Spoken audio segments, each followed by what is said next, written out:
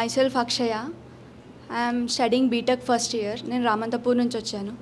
Sir ఇది ప్రశ్న కాదు సందేహం. బేసికలీ ఏంటంటే కొద్ది రోజుల ముందు నన్ను ఒక ఏరియా నన్ను చాలా కదిలించింది. ఆ ఏరియా పేరు Dharavi slums, one of the largest slums Bombay. One of the largest slums అంటారు. అక్కడ సుమారు 10 లక్షల మంది జీవిస్తున్నారు 2 కిలోమీటర్ల విస్తీర్ణంలో. అక్కడ ఎంత చీకట్లో ఉన్నప్పటికీ వాళ్ళు దారులు వెతుక్కుంటున్నారు. 10,000 కోట్ల వరకు కాంట్రిబ్యూషన్ చేస్తున్నారు ఇండియన్ ఎకానమీకి. అయినప్పటికీ వాళ్ళకంత దుస్థితి ఎందుకు అంటే, చాలామంది లోకం వాళ్ళని వెనకబడిన వాళ్ళగా చూస్తారు. కానీ నేనేమనుకుంటున్నానంటే అక్కడ నిజంగా వెనకబడింది అధికార వ్యవస్థ, స్థానిక వ్యవస్థ. అంటే ఒక 18 years అమ్మాయిగా ఇలాంటి సిచ్యువేషన్ చూసినప్పుడు దీనిని ఏ కోణంలో తీసుకోవాలి? అక్షయ్ కదా, అక్షయ్ హృదయంతో స్పందించింది. నేను కోరేది అక్షయ్ మిగతా వాళ్ళని హృదయంతో మేధస్సు కూడా కలపండి. లేకపోతే హృదయమే స్పందిస్తే చాలు, అవసరం. ఆ స్పందన, మీ రెస్పాన్స్ చాలా అవసరం. ఆ సింపతి, ఎంపతి అవసరం. దాంతోపాటు సమస్య ఎందుకు వచ్చింది, పరిష్కారం ఎట్లా చేయాలి, దానికి వెళ్ళకపోతే అక్కడ దాగిపోతాం. 2 ఆలోచించండి. 1, ఉన్న సమస్య పరిష్కారం ఎట్లాగా. 2, ఇలాంటి సమస్యలు రాకుండా పెరగకుండా చేయటం ఎట్లాగా. ఎందుకంటే పట్టణీకరణ జరుగుతున్న దేశంలో ఇది పెరుగుతుంది కానీ తగ్గదు. ట్రాఫిక్ ఎలాగైతే పెరుగుతుందో సమస్య, ఇది కూడా అంతే. అంచేత ఉన్న సమస్యని పరిష్కారం ధారావిలోనో మరో స్లంలోనో పరిష్కారం చేయడం ఎంత ముఖ్యమో, రేపొద్దున మరో 30 ధారావిలు రాకుండా కాపాడడం అంత ముఖ్యం. ధారావి పరిష్కారం కొంచెం కష్టం, ఎందుకంటే ప్రపంచంలోనే చాలా జటిలమైన సమస్య అవుతుంది. బాంబే స్లమ్స్ 60% మంది బాంబేలో స్లమ్స్లో ఉన్నారు. నేను ఒకసారి ప్రధానమంత్రి గారికి చెప్పాను, ఇది నా మాట కూడా కాదు, సురేష్ బాబు గారు నాతో అన్నమాట ఆయనకి నేను రిపీట్ చేశాను. 2004లో అనుకుంటాను, మీకు గుర్తుందో లేదో, బాంబేలో బ్రహ్మాండంగా ఫ్లడ్స్ వచ్చినాయి. 2 అంతస్తు దాకా వెళ్ళిపోయినాయి, అందరూ కూడా మనకు తెలియదు అప్పటిదాకా. నేను ఎన్నోసార్లు బాంబే వెళ్ళాను. ఆ ఫ్లడ్స్ దాకా నాకు మీఠీ రివర్ అనేది ఉందని బాంబేలో తెలియదు నాకు. అది చూస్తూ ఉంటాం కదా, అదొక డ్రైన్ లాగా ఉంటుంది, అదొక రివర్ అట. ఆ మీఠీ రివర్ ఫ్లడ్స్ వచ్చినాయి ఎప్పుడైతే పొంగి ఆటుపోట్లలో హై టైడ్ వచ్చినప్పుడే పెద్ద వర్షం రావటం, బాంబే సముద్ర తట్టానికి ఎక్కువ లేకుండా ఉండటము, ఈ మీఠీ రివర్ని అడ్డుకోవటం, అది రకరకాల వచ్చి అన్నీ కలిసి ఒకసారి. ప్రధానమంత్రి గారితో నేను ఒకసారి చెప్పాను, ఏమండి ఇలాంటిది ఇంకోసారి జరిగిందనుకోండి, ఈ 60% మంది స్లమ్స్లో బతుకున్న ప్రజలు 40% మంది మేడల్లో నివసిస్తుంటే వాళ్ళు అట్ట ఎందుకు ఉండాలా, మా ప్రాణాలు ఎందుకు పోవాలని ఒకసారి కసిపుట్టి వాళ్ళంతా వచ్చారనుకోండి, ఈ మొత్తాన్ని వాళ్ళు ఆక్రమించుకోగలరు. బాంబే నగరం సర్వనాశనం కాగలదు. భారతదేశంలో బ్రాండ్ ఇమేజ్ అంతా పోతుంది. ఆనాడంతా బాంబే. ఇప్పుడు ఇవాళ దేశంలో కనీసం బెంగళూరు వచ్చింది, హైదరాబాద్ వచ్చింది, పూణే వస్తుంది, అహ్మదాబాద్ ఇంకా ఉన్నాయి. ఆనాడు పెద్ద బాంబే పోతే మనకేం లేదు. ఇండియాస్ ఫైనాన్షియల్ క్యాపిటల్ అంటే బాంబేనే అన్నాడు. ఇండియా బ్రాండ్ ఏమవుతుందో చూడండి అని ఇదే ఇప్పుడు మనం మాట్లాడుకున్న విషయం కాకతాళీయంగా ఆయనతో స్థానిక ప్రభుత్వాలు ఎందుకు బలోపేతం చేయాలని బాంబేని నేను ఒక సెంటర్గా తీసుకుని గట్టిగా ప్రయత్నం చేశాను చాలా కాలం పాటు. బాంబే ఇండస్ట్రీని, సివిల్ సొసైటీని, అధికారుల్ని. అప్పుడు ఈయన ప్రతిపక్షంలో పార్టీ అధ్యక్షుడిగా ఉండేవాడు ఉద్ధవ్ ఠాకరే. వాళ్ళ పార్టీ బాంబే మున్సిపల్ కార్పొరేషన్లో అధికారంలో ఉండేది. ఆయన ఫుల్ బాంబే కార్పొరేషన్ మీటింగ్ పెట్టాడు, నాతో 2 సార్లు పెట్టాడు. ఆయన, మనోహర్ జోషి, మాజీ లోక్సభ స్పీకర్, వీళ్ళంతా కూర్చున్నారు. చాలా ప్రయత్నం చేసాం. వివిధ కారణాల వల్ల అనుకున్నంత జరగలేదు. మన దేశంలో అవరోధాలు ఉంటాయి, తప్పదు. అప్పుడు ప్రధానమంత్రి గారితో నేను ఈ మాట చెప్పాను, బ్రాండ్ ఇమేజ్ ఏమవుతుందని చెప్పాను. కాబట్టి ఈ ప్రాబ్లం ఉన్నది, దానికి సొల్యూషన్ అంత తేలిక కాదు, ఇంత జటిలమైంది. అందులో ధారావి స్లమ్ అనేది చాలా జటిలమైపోయింది. ఒక ప్రపంచ స్థాయి సమస్య అది, ఒక దేశంలో ఒక నగరంలో సమస్య అయినా కూడా. కానీ బ్రాడ్ ప్రిన్సిపల్ ఏంటంటే, ఉన్న సమస్యని పరిష్కారం చేయడం ఎట్లా అన్నది. స్పేస్ అనేది limited, physical land space limited, ఆకాశం అన్లిమిటెడ్. వర్టికల్గా పోవటం తప్ప పరిష్కారం లేదు. వాళ్ళందరినీ క్రూరంగా నేను పంపించేస్తానని చెప్పి అనేది సాధ్యమైపోయిన కదా. They are part of economic activity there. వాళ్ళ జీవితాలు 2-3 తరాలు అక్కడ గడిచిపోయినాయి. అక్కడ మీరు చిన్న వుడెన్ దీంతో 3వ అంతస్తు కడతారు, ఎలా ఉంటారు నాకు తెలియదు. నేను చూశాను అక్కడ ఏం ఫౌండేషన్ లేకుండా, కాంక్రీట్ లేకుండా 3 అంతస్తులు 4 అంతస్తులు ఉంటాయి. ఎలాగ బతికేస్తున్నాం. దుర్భరమైన జీవితంలో కూడా వాళ్ళు అక్కడ కొన్ని మేడలు ఉంటాయి, మళ్ళీ కాంక్రీట్ బిల్డింగ్స్ ఉంటాయి. ఏమవుతుంది, ప్రతి వాళ్ళకి ఎంత పేదరికంలో ఉన్నా కూడా ఒక చిన్న జాగా ఉంది. ఆ 30 చదరపు అడుగులు నాది అన్న జాగా ఉంది. రేపొద్దున తీసి వర్టికల్గా కట్టి మీకు ప్రాపర్టీ ఇస్తామని చెప్పంటే నాకు వస్తుందా లేదా, నాకు ఇప్పుడు భూమి జాగా ఉంది కదా నాది, రేపొద్దున ఏమవుతుందో ఈ గందరగోళం ఉంది. దాన్ని తొలగించి నమ్మకాన్ని కలిగించి హై క్వాలిటీ హై రైజ్ స్ట్రక్చర్లు చేసి స్పేస్ని పెంచి క్వాలిటీ లైఫ్ ఉండేటువంటి అపార్ట్మెంట్స్, అది 400 స్క్వేర్ ఫీటే కావచ్చు, 300 స్క్వేర్ ఫీటే కావచ్చు, but water supply, sanitation, electricity, మిగతా సదుపాయాలు ఉండే ఏర్పాట్లు చేసి వాళ్ళకి ప్రాపర్టీ రైట్స్ ఇస్తే, అది కనుక బాంబేలో చేయగలిగితే, చాలా ప్రయత్నాలు జరిగినాయి. ఈ మధ్య కూడా అదానితో ప్రయత్నం జరుగుతుందని విన్నాను, నాకు తెలియదు ఏ స్థాయిలో ఉందో. అంతకుముందు నాకు తెలిసిన వాళ్ళు లోక్సత్తా కార్యకర్తలు కూడా దానిలో పనిచేశారు, కానీ అది అంతకుముందు పెద్ద ఫలితాలను ఇవ్వాలి. దీనికి ప్రజలకేమో అక్కడున్న స్లమ్ ప్రజలకి నమ్మకం కలగాలి, రాజకీయంలో ఉన్న వాళ్ళకి నిజాయితీ ఉండాలి. ఎందుకంటే బాంబేలో ల్యాండ్ని డబ్బుగా మార్చుకోవడం పార్టీలన్నీ కూడా బ్రహ్మాండంగా నేర్చుకున్నారు. అంత ల్యాండ్ మాఫియా, అక్కడి నుంచి డబ్బులు, మనం ఊహించినంత డబ్బు రియల్ ఎస్టేట్లో అక్కడ అది డిఫరెంట్ ఆర్డర్ ఆఫ్ మ్యాగ్నిట్యూడ్. దాని నుంచి బయటపడి స్పేస్ని పెంచాలి. నేను హైదరాబాద్లో ఉదాహరణకి మీకు ఈ రోడ్డు ఉంది కదా, బర్కత్పుర అండర్ పాస్ రోడ్డు, మన హైదరాబాద్ పబ్లిక్ స్కూల్ పక్క నుంచి వస్తుంది, మనకి సర్దార్ పటేల్ రోడ్డు కలుస్తుంది. ఆ రోడ్డు నిర్మాణం నేను చేయించాను అప్పుడు శాసనసభ్యుడిగా ఉండగా. అక్కడ బర్కత్పుర దగ్గర అండర్ పాస్ దగ్గర ముస్లిం ఫ్యామిలీస్ చాలా ఉన్నాయి, స్లమ్లో ఉన్నారు. నేను వాళ్ళతో కూర్చొని చెప్పాను, మీరు కనుక సహకరించినట్టయితే చక్కటి మల్టీ స్టోరేజ్ బిల్డింగ్ నేను కట్టించి ఏర్పాటు చేస్తాను, ప్రభుత్వ పథకాలు ఉన్నాయి, మీ అందరికీ స్పేస్ వస్తుంది, మీ అందరికీ టైటిల్ వచ్చే ఏర్పాటు నేను చేస్తాను అంటే వాళ్ళు ముందుకు రాలేదు. ఎందుకంటే ఇదే నాకు ఇప్పుడు జాగా ఉంది, ఈ భూమి నాది, మీరు ఏదో పొద్దున కడతామంటున్నారు, అక్కడ ఏమవుతుందో ఇవన్నీ ఉంటాయి. కానీ అది చేయగలిగితే దట్ ఈజ్ ఎ సొల్యూషన్. అలా వచ్చిన తర్వాత నిజమైన సొల్యూషన్ ఇది రాకుండా చేయడం. ఇది రాకుండా చేయాలంటే ఏమవుతుందో నేను ఈ మధ్యకాలంలో మళ్ళీ చెప్తున్నాను. రెక్కాడితే డొక్కాడన్న వాళ్ళు, పెద్దగా నైపుణ్యం లేని వాళ్ళు, పెద్దగా సంపాదించే శక్తి లేని వాళ్ళు, గతి లేక పొట్ట చేత పట్టుకుని మారుమూల గ్రామాల నుంచి బొంబాయికో హైదరాబాద్కో తరలివాల్సి వస్తుంది.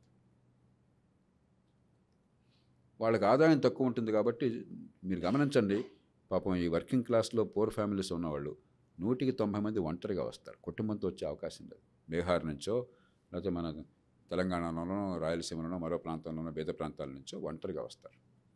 నిలవ నీడ ఉండదు. ఏదో పేరుకొక మన ఏదో ఉష్ణదేశం కాబట్టి పెద్దగా చలి మనల్ని చంపేది కాబట్టి ఎక్కడ బతికేస్తున్నారు. వాళ్ళు అక్కడ నిద్రపోయే స్థలానికి, పనిచేసే స్థలానికి 15 కిలోమీటర్ల దూరం ఉంటుంది. ఈ ట్రాఫిక్లో ఇది పెట్టిన అది పుట్టిన ఏదో మంచం వెళ్తున్నారు, వెళ్ళటం రావటం. ఒక్కరోజు తిండి లేకపోతే, పని లేకపోతే పస్తులు ఉంటాం. ఒక్కరోజు జ్వరం వస్తే, జబ్బు చేస్తే నరకం. ఆలన పాలన లేదు, తెలిసిన వాడు లేడు, బంధువులు లేడు, మిత్రుడు లేడు. దుర్భరమైన జీవితం అవుతుంది. మనం ఏం చేసాము, అది అసలు ఆలోచించకుండా ఇది నార్మల్ అనుకుని వాళ్ళకి వేరే ప్రత్యామ్నాయాన్ని కల్పించాలి. ఎక్కడికక్కడ చిన్న పట్టణాలు మనం ఇన్ఫ్రాస్ట్రక్చర్ ఏమక్కర్లే, పబ్లిక్ ట్రాన్స్పోర్ట్ క్రియేట్ చేసి టౌన్ ప్లానింగ్ చేసి వదిలేస్తే మన దేశంలో రియల్ ఎస్టేట్ టకటగా వచ్చేస్తుంది. వెంటనే సైట్స్ వచ్చేస్తాయి, బిల్డింగ్లు వచ్చేస్తాయి, హౌసింగ్ ప్రాజెక్ట్స్ వచ్చాయి, అన్నీ వాళ్ళు చూసుకుంటారు. ఈ మాత్రం మనం చేసి స్థానికంగా ఎకానమీ పెరిగే అవకాశాన్ని ఎక్కడిక్కడ కల్పించామనుకోండి, 180 మంది ఇక్కడ రావక్కర్లా. హై స్కూల్ అంటే హైదరాబాద్కి రావాలి, ఇంకో మార్గం లేదు. మీరు ఒక సినిమా డైరెక్టరు, సినిమా ప్రొడ్యూస్ చేసి చూడగలగల, మా ఊళ్ళో చేయాలంటే ఎట్లా అవుతుంది? మీరు కార్డియోథెరసిస్ సర్జనం, మా పల్లెటూళ్ళలో చిన్న ఊళ్ళో ఎట్లా సాధ్యమవుతుందో ఒక బిగ్ సిటీలో సాధ్యమవుతుంది. హై అండ్ స్పెషలైజేషన్ అంటే గొప్ప సైంటిస్టు, అది వేరు. ఒక సామాన్యుడు తక్కువ నైపుణ్యం ఉండి తక్కువ ఆదాయం వచ్చే వాళ్ళని ఎందుకు మనం దూరం పంపించాలి? దుర్భర జీవితం ఎందుకు ఉండాలి? మరి అక్కడ పోయి ఆక్రమించుకుని అలా బతకడం ఇంకో మార్గం ఉండాల్సి. కాబట్టి ఎకానమీలో హైదరాబాద్ పెరగాల, నేను గర్వపడదాం, కానీ హైదరాబాదే ఉండాలి, మిగతా ఏమీ ఉండకూడదంటే ఈ నరకాన్ని మనం ధారావేని హైదరాబాద్లో చూడబోతున్నాం, బెంగళూరులో చూడబోతున్నాం, బహుశా కొంత స్థాయిలో చూస్తున్నాం, అహ్మదాబాద్లో చూడబోతున్నాం. కాబట్టి ఒకటేమో ఉన్నదాని సొల్యూషను, రెండు ఇక మోర్ ఇంపార్టెంట్, అందులో మనం చాలా లో లెవెల్ ఆఫ్ అర్బనైజేషన్లో ఉన్నాం. ఈ దేశాల మొత్తంలో లోయెస్ట్ అర్బనైజేషన్ ఇండియా. మనం గొప్పగా అర్బనైజ్ అయ్యామనుకుంటున్నాం, 35% మంది. Lowest urbanisation, highest rural population ఇండియాలోని పెద్ద దేశాల్లో ఉన్నది. కాబట్టి ఇంకా ఈ ప్రాబ్లము తొలి దశలో ఉన్నాం. ఇప్పటికైనా మేలుకొని స్మాల్ టౌన్ డెవలప్మెంట్కి ప్రోత్సాహం ఇచ్చినట్టు ఎక్కడెక్కడ ఎకానమీ పెరిగే అవకాశం ఇస్తే భవిష్యత్తు సమస్య పెంచుకుంటాం. So channelize your emotion constructive. Sir, my question is related to traffic management, which is related to traffic management. Actually, if a person is violating a traffic rules, is personal risk. For suppose, if a public transport driver violating traffic rules is putting passengers' life at risk, what should be do? What should be done regarding that? కొన్ని విషయాల్లో కఠినంగా ఉండాల్సిందే. మీరు ఉపన్యాసాలు చెప్తే లాభం లేదు, మంచిగా ఉంటే లాభం లేదు. ట్రాఫిక్ రూల్ వైలేట్ చేస్తే శిక్షించకపోతే నష్టపోయేది వాళ్ళు, మిగతా జనం. 1,60,000 మంది ఈ దేశంలో ప్రతి ఏడాది, కొన్ని ఏడాది 2 లక్షలు ప్రాణాలు కోల్పోతున్నారు. అత్యధికులు మీ వయసులో ఉన్నవాళ్ళు, నిండు ప్రాణాలు యవ్వనంలో, నిండు 50-60 ఏళ్ళు బతికి మరి మంచి శరీరంలో శక్తి ఉంది, తెలివితేటలు ఉన్నాయి, ఆసక్తి ఉంది, ఆ వయసులో పోతే something like 3 to 5% of GDP is lost. పోయిన మనుషుల ప్రాణాలు పర్లేదనుకున్న జీడిపిలో 3 to 5% వేర్ లూజ్. ఆ తల్లిదండ్రుల ఘోరం మనం చూడలేం, వాళ్ళ బాధ వర్ణాతీతం. మన వాళ్ళు ఏం చేస్తున్నారు? చీప్గా ఓట్లు పొందాలని చెప్పిన హైదరాబాద్లో ఏ పార్టీ ఉన్నా మీరు గమనించారా? సీసీటీవీ కెమెరాలు ప్రపంచంలో అతి ఎక్కువ నంబర్ ఇక్కడ ఉన్నాయి, సంధానం చేశామని చెప్పుకుంటారు. నిజం కాదు, నిజం అనుకుంటున్నాను నేను, నాకు తెలీదు. ఎందుకుట? చలాన్స్ ఇస్తే మీకు 10,000 రూపాయలు మీ మీద పెనాల్టీస్ ఉంటే మీరు కనుక 1,000 రూపాయలు రేపటి లోపల కడితే వేవ్ చేస్తామంటున్నారు. బడుద్దాయిలు పెనాల్టీలు వేసింది డబ్బులు వసూలు చేయాలి బుడకాలని కాదు, రేపొద్దున తప్పు చేయకుండా వాడికి నొప్పి తెలియాలని చెప్పని పెనాల్టీలు వేవ్ చేసే పరిపాలన అనుకుంటే ఎట్లాగా? ఎంత మూర్ఖులు వాళ్ళు! అది మూర్ఖ పరిపాలన. ట్రాఫిక్ రూల్స్ నా ఇష్టం వచ్చి నేను చేస్తానంటే ఎట్లాగా? ప్రాణం పోయేట్టుగా. We must punish wrong doers. 10 మందిని చేస్తే మన నుంచి అందరు దారికి వస్తారు. నేను ఈ దేశం బయట మొట్టమొదటిసారి వెళ్ళింది 1991 92 నెదర్లాండ్స్ వెళ్ళాను. వెళ్ళిన రోజు సాయంత్రమే అంతా ఇండియన్స్ మేము. ఇక్కడ అలవాటు పడ్డాం కదా. ఒక చిన్న ఊరు, వాహినంగన్ అని చెప్పని ఒక చిన్న ఊరు, university town, agriculture university town. అక్కడ మాకు బస్సు ఏర్పాటు చేశారు. ఆ సాయంత్రం 4:30-5 గంటలకు అనుకుంటాను. ఈ రోడ్డు దాటి ఆ రోడ్డు అవతల ఒక బిల్డింగ్ ఉంది, ఆ బిల్డింగ్లో మాకు ఒక రిసెప్షన్ ఏర్పాటు చేశారు. మేమందరం రోడ్డు దాటాలి. ట్రాఫిక్ ఒక్క వెహికల్ కూడా లేదు అక్కడ. మనలా కాదు, పొద్దున్నే 7కో 8కో పని మొదలెడతారు, 4 కల్లా అయిపోతుంది, వెంటనే ఇంటికి వెళ్ళిపోతారు, అర్లీగా భోజనం చేస్తారు, టైంకి పడుకుంటారు, వీకెండ్ అయితే తప్ప. క్రమశిక్షణ. మన హైదరాబాద్ తీసుకు 11 గంటలకు మనం కదా పని మొదలెట్టేది, అలా కాదు. అందుకని మన ట్రాఫిక్ ఇప్పుడు హైదరాబాద్ పీక్ ట్రాఫిక్ 11 గంటలకు ఉంటుంది, 9:30 కాదు, 9 గంటలకు కాదు. సో మేమంతా ఇండియన్స్ కదా. ఒక్క ట్రాఫిక్, ఒక్క వెహికల్ కూడా లేదు రోడ్డు మీద, ఖాళీగా ఉంది. బిరబిరలాడితే మేము రోడ్డు దాటుతున్నాం. ఒక డచ్ లేడీ మన స్వాతిలాగా ఒకటి రోడ్డు మీద నుంచి, జెంటిల్మెన్ ప్లీజ్ వెయిట్ అంది. మేమంతా స్కూల్ పిల్లలాగా కొంచెం సిగ్గుపడితే మేము వెనక్కి వచ్చాం. ఆవిడ బటన్ ప్రెస్ చేసింది ఆ వాక్ సైన్ కోసం అని చెప్పని. ఒక్క వెహికల్ లేదు రోడ్డు మీద, ఒక్క వాహనం లేదు. ఆ గ్రీన్ వచ్చేదాకా ఒక 1 minute వెయిట్ చేసాం. గ్రీన్ వచ్చాక నడిచాం. ఆ తర్వాత నెదర్లాండ్స్లో ఉన్న 15 రోజుల్లో ఒక్కళ్ళం కూడా ట్రాఫిక్లో పొరపాటు చేయలేదు. ఈ చిన్నది మాకు పాఠం నేర్పింది. ఇండియా వచ్చాక మాకు ఫియట్ కార్ ఉండేది ఆ రోజుల్లో. అప్పుడప్పుడు నేను డ్రైవ్ చేసేవాడిని, మా ఆవిడ నన్ను డ్రైవ్ చేయనిచ్చేది. అప్పుడు ఒక 4 రోజులు డ్రైవ్ చేస్తుంటే ఇండియా వచ్చిన తర్వాత ఏంటిది మీ డ్రైవింగ్ ఏంటంది? నేను రూల్స్ అన్నీ ఫాలో అవుతున్నాను, లెఫ్ట్ నుంచి ఓవర్టేక్ చేయడం లేదు, హాంకింగ్ చేయడం లేదు అంటే ఎట్లయితే అసలు మీరు నడపగలరా హైదరాబాద్లో అని చెప్పి అప్పుడు ఆవిడ డ్రైవింగ్ సీట్ తీసుకున్నది. ఇప్పటిదాకా నాకు మళ్ళీ ఇవ్వాలి. అంటే మనం ఇవన్నీ తేలిగ్గా మారుతాయి. ఎందుకు? మార్చడానికి ఒక ఇన్సెంటివ్ క్రియేట్ చేస్తే.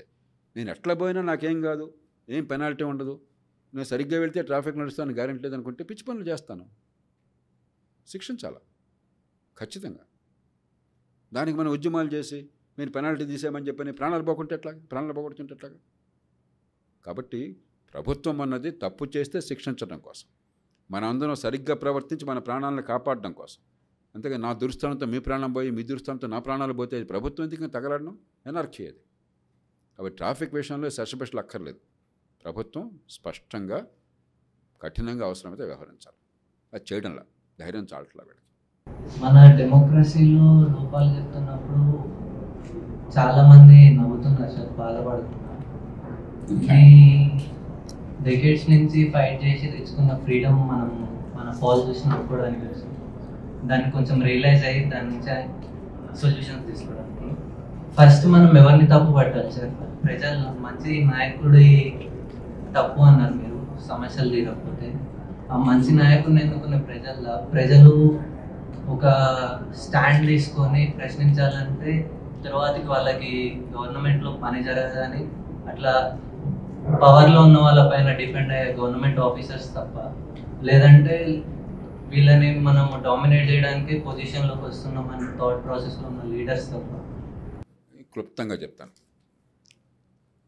మనం కొంచెం కఠినంగా నాలాంటి వాళ్ళు మాట్లాడచ్చు కొన్ని సందర్భాల్లో, కానీ ఫస్ట్ ఆఫ్ ఆల్ దేశం అంత అధ్వాన్నంగా లేదు. చాలా తప్పులు జరిగినాయి, కానీ ప్రజాస్వామ్యం అంతా నాశనం అయిపోయిందని కూడా కరెక్ట్ కాదు. Democracy is a very difficult system. మనకి సామాన్య ప్రజలు ఒక 1000 సంవత్సరాల పాటు మనకి ఈ స్వపరిపాలన అంటే తెలియదు.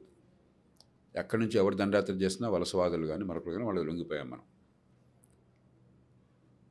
పేదరికం ఉన్నది, విద్య లేదు.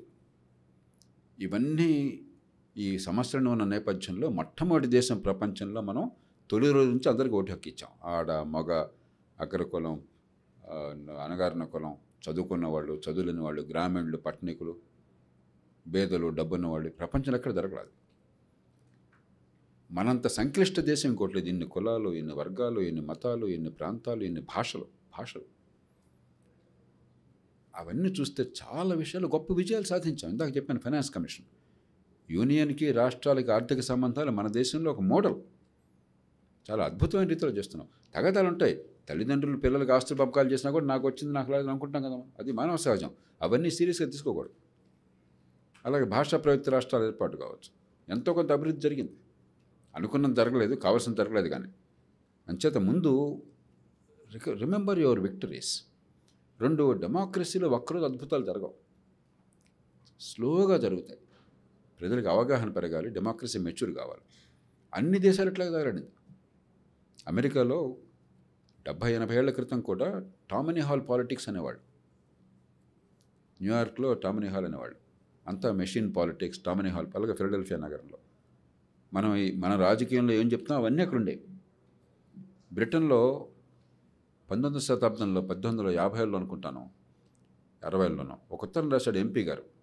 ఏమని? మీకు తెలుసు, నాకు తెలుసు, నేను మీ నియోజకవర్గాన్ని వేలంపాటలో 5,000 పౌండ్లకు కొనుక్కున్నాను. వేలంపాట పెట్టేవాడు.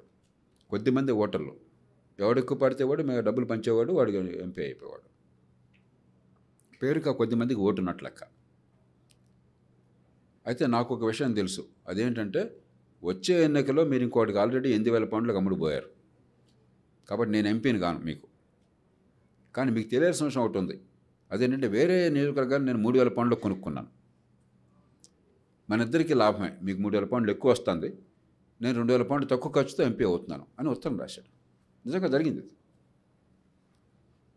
అప్పుడు సమర్థ నాయకత్వం, గ్లాడ్స్టోన్ ప్రధానంగా బ్రిటన్లో పూనుకొని పరిస్థితి మార్చాలని ఒక 24 ఏళ్ల పాటు 25 ఏళ్ల పాటు 4 సార్లు ప్రధానమంత్రి అయ్యాడు. మధ్యలో ఆయన పోయినాటికి 1892 నాటికి బ్రిటన్ పరిస్థితి మారిపోయింది. కాబట్టి ప్రజాస్వామ్యంలో ఇవి సహజం. స్వపరిపాలన తేలికైన విషయం కాదు. ఆ రకంగా ఆలోచిస్తే మనం గొప్ప అద్భుతాలు సాధించాం. కానీ ఇంకా చేయాల్సింది ఉంది. ఇవాళ ఒక కీలకమైన కాలంలో ఉన్నాం. ఇంకా పేదరికం ఉంది, యువతకు ఉపాధి లేదు, అవకాశాలు మెండుగా ఉన్న ప్రపంచంలో మనకు అవకాశాలు తక్కువ ఉన్నాయి. కాబట్టి మరింత వేగంగా సాధించాలన్న తపన తప్ప ఇదంతా నాశనం అయిపోయింది, మన పనికిరాని వాళ్ళం, మన దొంగలు ఉన్నది కరెక్ట్ కాదు. ముందు ఆత్మజ్ఞానత నుంచి బయటపడండి. మా అద్భుతంగా ఉన్నాం, మమ్మల్ని మించిన వాళ్ళని అహంకారం నుంచి కూడా బయటపడండి. మా పూర్వీకులు ప్రపంచాన్ని శాసించారు, మాకు పుష్పక విమానాలు ఉండేవి, మాకు మిసైల్స్ ఉండేవి, లేకపోతే ఆటమ్ బాంబులు ఉండేవి. ఈ పిచ్చి నుంచి బయటపడండి. 2 వద్దు. Appreciation of our strengths, recognition of our weaknesses. ఎలా బయటపడాలో ఒక రోడ్ మ్యాప్ అలా వేసుకోండి. అంతేగాని అంత దారుణంగా లేదు.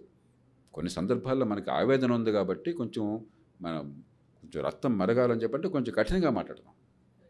But it's not correct to say everything is bad. నిరాశపడి మనం మిగతా వాళ్ళకంటే చెడ్డవాళ్ళం కాదు. కొన్ని తప్పులు జరిగినాయి, తప్పులు సర్దిద్దుకోవాలి. ఎకనామిక్ మేనేజ్మెంట్ తప్పులు జరిగినాయి, అధ్వానం చేసాం. 91 నుంచి కొన్ని మార్పులు తీసుకొచ్చాం, ఫలితాలు వస్తున్నాయి. ఇప్పుడు కొన్ని తప్పులు చేస్తున్నాం, మళ్ళీ నేర్చుకుంటాం.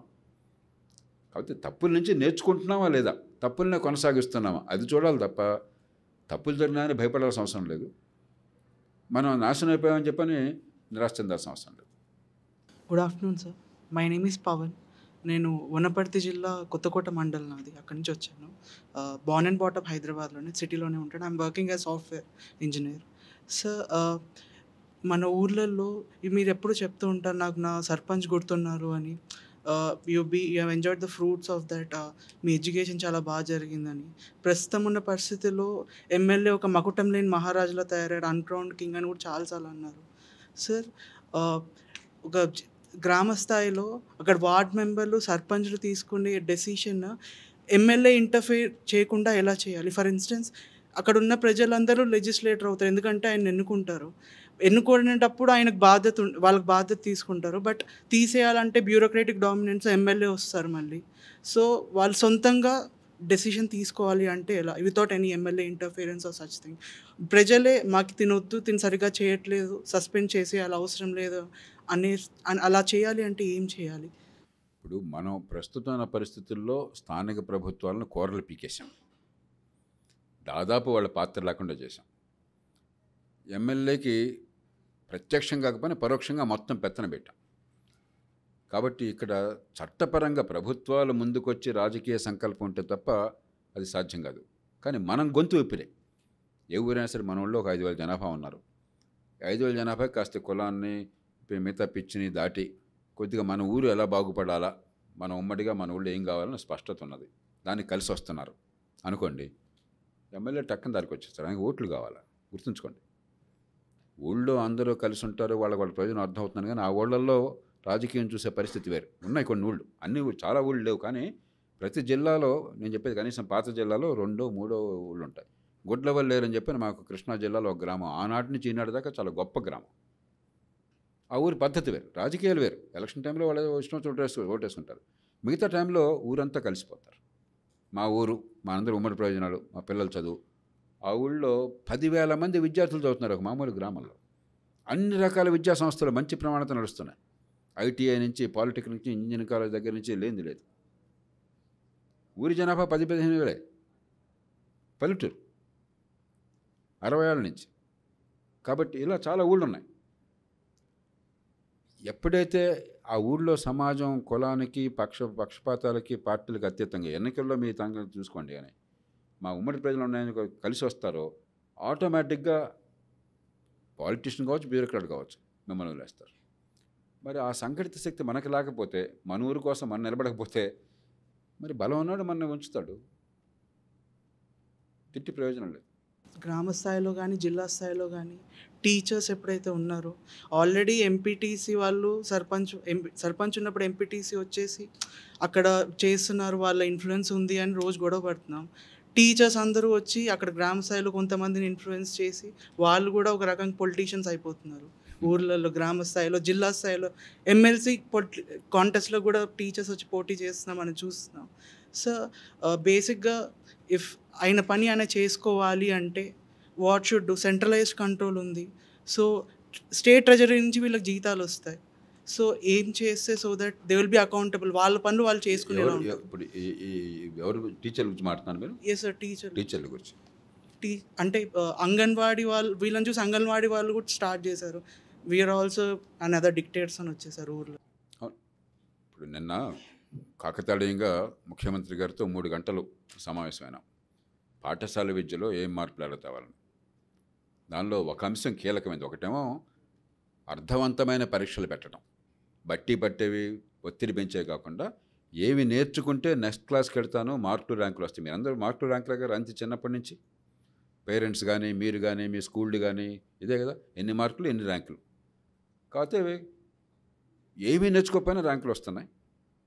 ఫ్రాంక్గా మాట్లాడుకుందాం, ఆ రకంగా వెళ్ళిపోతున్నాం. బట్టి పడితేనో కాపీ కొడితేనో బ్రహ్మాండంగా ర్యాంకులు వస్తున్నాయి. 2 బ్రహ్మాండంగా చేస్తున్నాం మనం. అలా కాకుండా పరిజ్ఞానం ఏది అవసరమో నిజంగా పనికొచ్చేది అవగాహన తెలుసుకున్న దాన్ని ఉపయోగించగలగటము, నిజమైన సమస్యల పరిష్కారానికి సాధనంగా అవటము, అది నిజమైన జ్ఞానం. దాన్నే పరీక్షించే ఏర్పాటు, దానిలో కాపీయింగ్ అవకాశం లేకుండా ఏర్పాటు చేసామనుకోండి, ఆటోమేటిక్గా సమాజం మొత్తం సిద్ధమవుతుంది.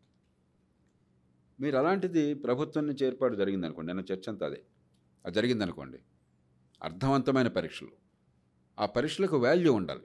మనం ఏం చేశాము, 1971 దాకా, నేను 1969లో స్కూల్ పూర్తి చేశాను 13 ఏళ్ల వయసులో. బ్రహ్మాండమైన విద్య ఉండేది. ఎందుకని? బ్రహ్మాండమైన పరీక్షలు జరిగాయి.